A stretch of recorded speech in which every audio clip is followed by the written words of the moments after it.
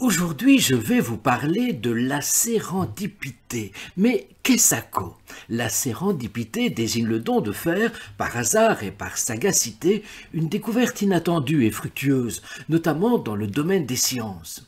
Ce terme est en fait une francisation du vocable anglais serendipity, qui a été inventé par Horace Walpole. Il l'a utilisé pour la première fois dans une lettre du 28 janvier 1754 à son ami Horace Mann, diplomate du roi George II, à Florence. Voici l'extrait en question. J'ai lu autrefois un conte de fées saugrenues intitulé « Les trois princes de Serendip ». Tandis que leurs altesses voyageaient, elles faisaient toutes sortes de découvertes, par accident et par sagacité, de choses qu'elles ne cherchaient pas du tout. Par exemple, l'un des princes découvre qu'un chameau borgne, de l'œil droit, vient de parcourir cette route, parce que l'herbe n'a été broutée que sur le côté gauche, où elle est moins belle qu'à droite. Ainsi, la sérendipité regroupe des découvertes et des inventions dans tous les domaines possibles et imaginables, qu'ils soient géographiques, scientifiques, techniques, technologiques, voire culinaires.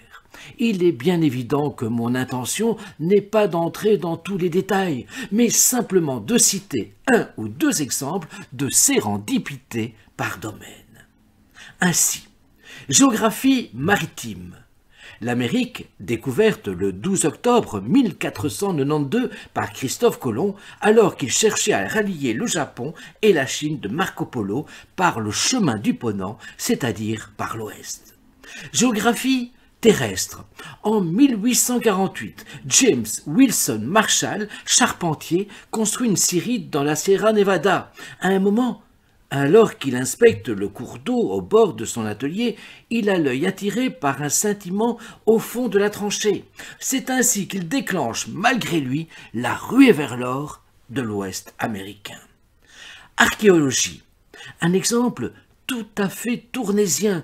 En 1653, un ouvrier qui serait un sourd-muet et nommé Adrien Quinquin, travaillant à la démolition d'une maison près de l'église Saint-Brice à Tournai, découvre le tombeau et le trésor de Childéric Ier, père de Clovis, roi des Francs.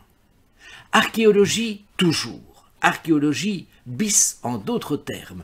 1878, découverte des iguanodons de Bernissart, un 1er avril. Ça ne s'invente pas. Des mineurs font en effet la découverte de 29 squelettes d'iguanodons à 322 mètres de profondeur. Les reptiles dinosauriens sont en parfait état et mesurent près de 10 mètres de long. Physique.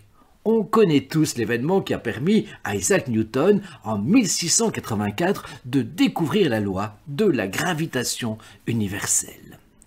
Les matières plastiques maintenant. La vulcanisation du caoutchouc par l'américain Charles Goodyear.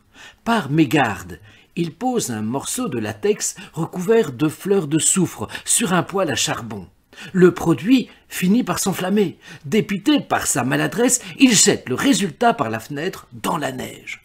Au matin, ramassant l'objet, il constate que le matériau possède une grande élasticité. La vulcanisation consiste donc à cuire du caoutchouc naturel issu du latex avec du soufre. Dans une deuxième séquence, je vous donnerai d'autres exemples encore de sérendipité.